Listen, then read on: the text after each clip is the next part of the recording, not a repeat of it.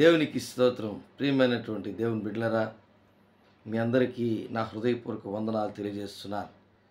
మరి ఒక దినానికి దేవుడు మనల్ని నడిపించినందుకు, ఈ ఉదయకాలమందు దేవుడు మనల్ని ప్రేమించి ఈ రీతిగా దేవుడు మనల్ని జ్ఞాపకం చేసుకున్నందుకు యేసయ్యకి వందనాలు తెలియజేస్తున్నాను.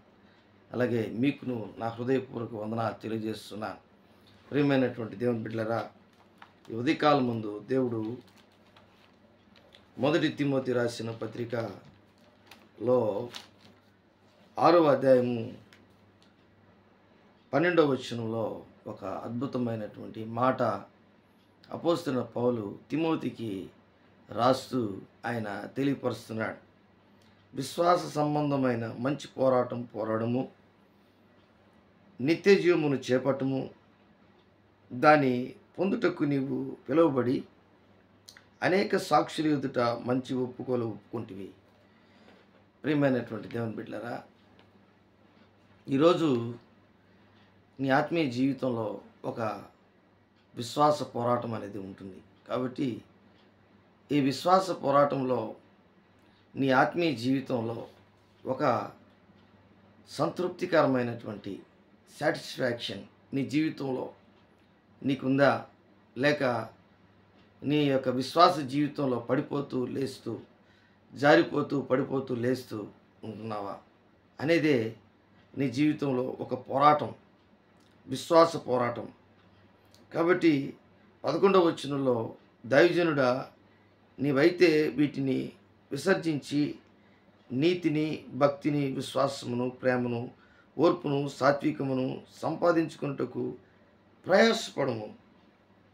ఎందుకంటే ఈ రోజుల్లో చాలామంది దైవజనులు కానీ, విశ్వాసులు కానీ ఎలాగున్నారంటే, కష్టం వచ్చినప్పుడు డబ్బు వైపు చూస్తారు, దేవుణ్ణి విడిచిపెడుతున్నారు, అలాగే విశ్వాసమును కోల్పోతున్నారు. ఆత్మీయ జీవితంలో మనము దిగజారిపోతున్నాం.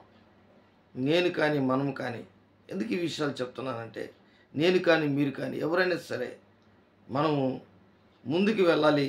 ఆత్మీయంగా మన పోరాటము ఎలాగుండాలంటే,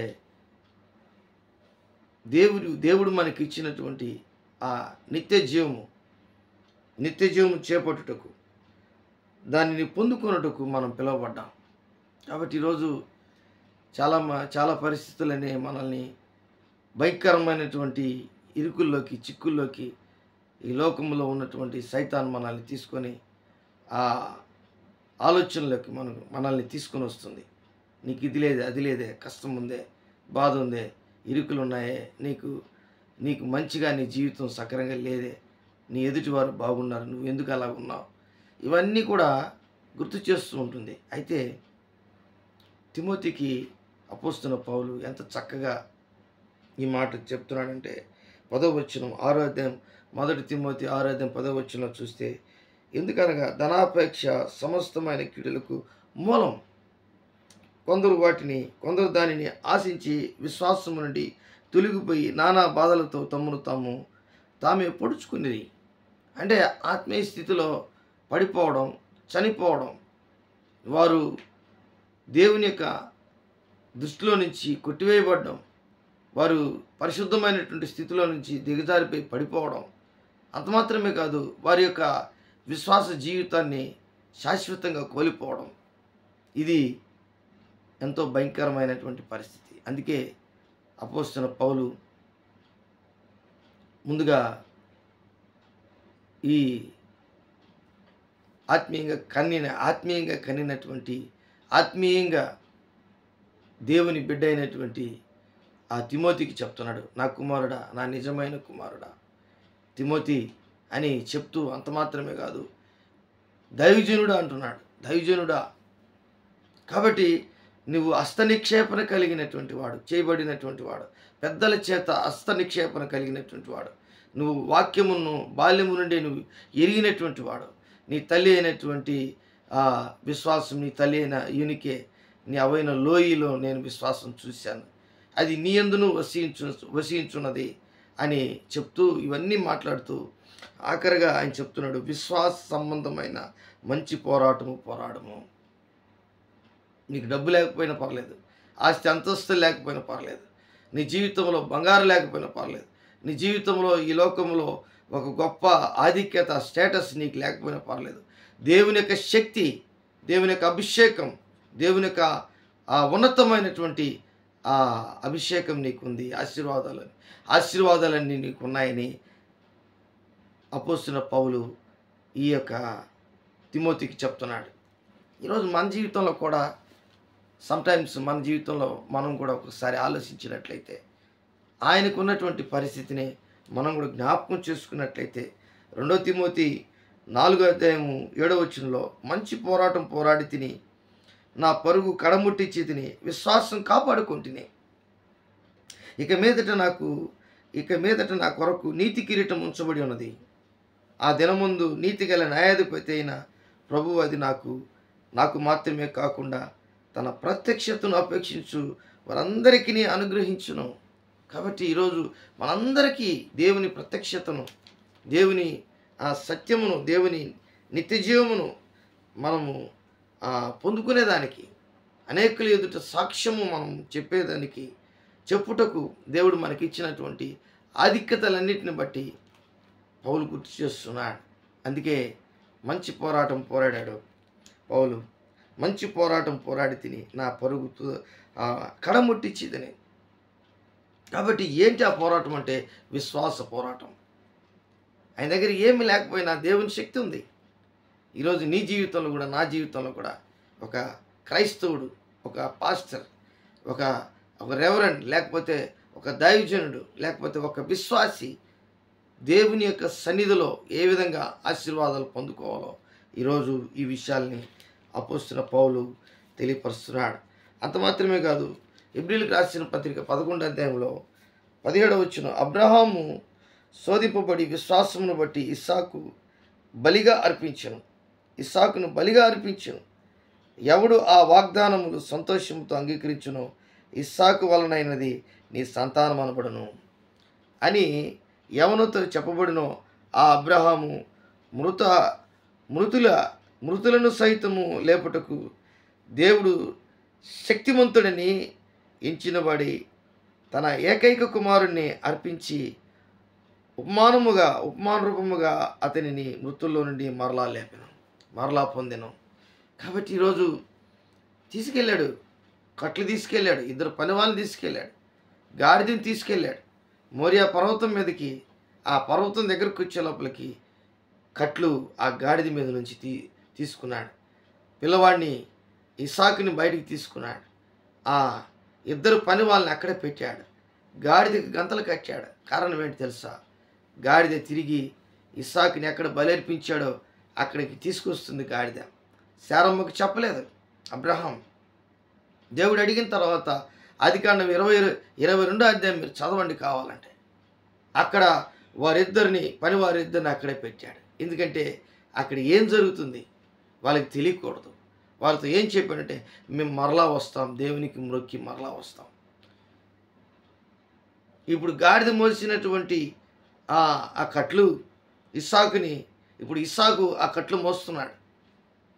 విశ్వాసంతో ముందు నడిచిపోతున్నాడు అబ్రహాం.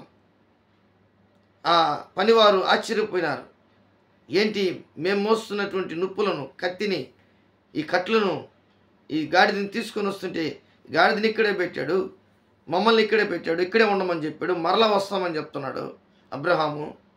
నా ఆత్మీయ తండ్రి, మా పెద్దలు మా తండ్రి అని చెప్పి వాళ్ళు అనుకో ఉంటారు.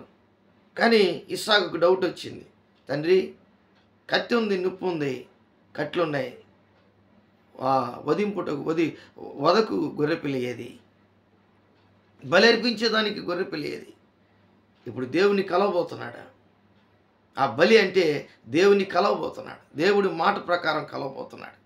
ప్రియమైనటువంటి దేవుని బిడ్డలారా, విశ్వాసం అనేది నిరీక్షించు వాటి యొక్క నిజస్వరూపం అదృశ్యమైనది ఉన్నబడుటకు రుజువునైనదని దేవుని వాక్యం సెలవిస్తుంది. ఆ పిల్లవాడి దగ్గరే ఆ పిల్లవాడు అంటే ఇస్సాకు, అబ్రహాం ఇద్దరు బలిపీఠం కట్టారు, కట్లు పేర్చారు. ఆ చిన్నవాడిని బంధించి ఆ ఒక కట్ల మీద పెట్టాడు అబ్రహాం.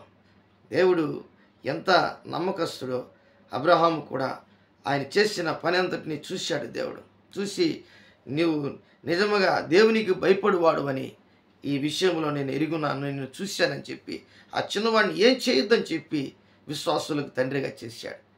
వాగ్దాన పుత్రుడిగా ఇస్సాకును చేశాడు. ప్రియమైనటువంటి దేవుని బిడ్డలారా, నీ జీవితంలో, నా జీవితంలో, మనందరి జీవితంలో ఆయన విశ్వాసులకి తండ్రి అని అనబడ్డాడంటే ఇది ఆయన దేవుడు చెప్పినటువంటి పని చేశాడు కాబట్టి.